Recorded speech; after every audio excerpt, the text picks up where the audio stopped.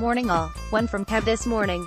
Isn't it great to be able to spend most of an Arsenal summer with the majority of our business in the bank? To be able to relax whilst it's other clubs rushing around doing their business. That used to be us under Arsene Wenger, but not anymore.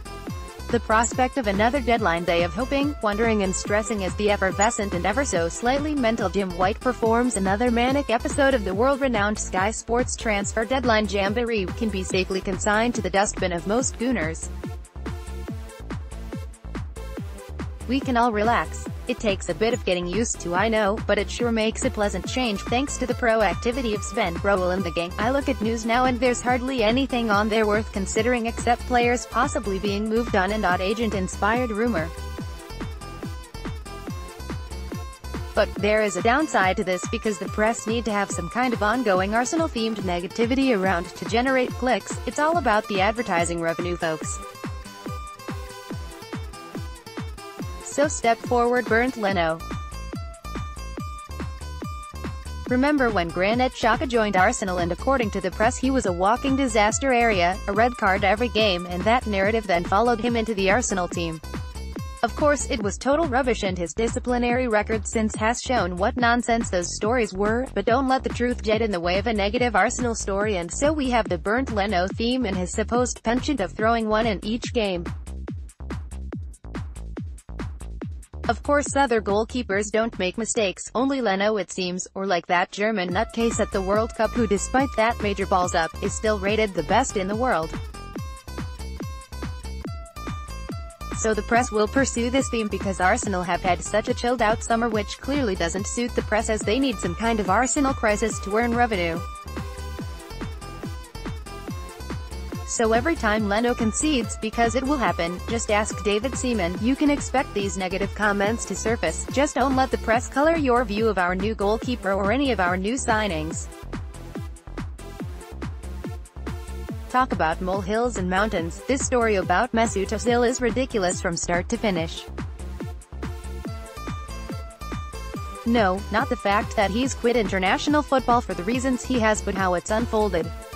So what if he had his photograph taken with the Turkish president? So what if it was just before he due to play for Germany in the World Cup? In fact, so what to all of it?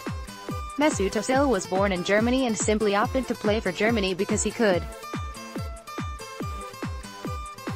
The fact that his family are Turkish and much of everything else about Mesut is Turkish too, shouldn't make any difference whatsoever, not in sport that's for sure, but sadly it doesn't, probably always will, because this world is full of ignorant people. For me, having a picture with President Erdogan wasn't about politics or elections, it was about me respecting the highest office of my family's country, my job as a football player and not a politician, and our meeting was not an endorsement of any policies.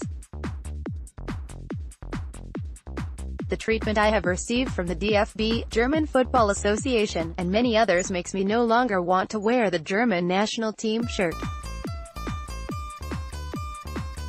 Arguably the issue that has frustrated me the most over the past couple of months has been the mistreatment from the DFB, and in particular the DFB president Richard Grindel. Whilst I attempted to explain to Grindel my heritage, ancestry and therefore reasoning behind the photo, he was far more interested in speaking about his own political views and belittling my opinion. I will no longer stand for being a scapegoat for his Grindel's incompetence and inability to do his job properly. When high-ranking DFB officials treat me as they did, disrespect my Turkish roots and selfishly turn me into political propaganda, then enough is enough. That is not why I play football, and I will not sit back and do nothing about it. Racism should never, ever be accepted.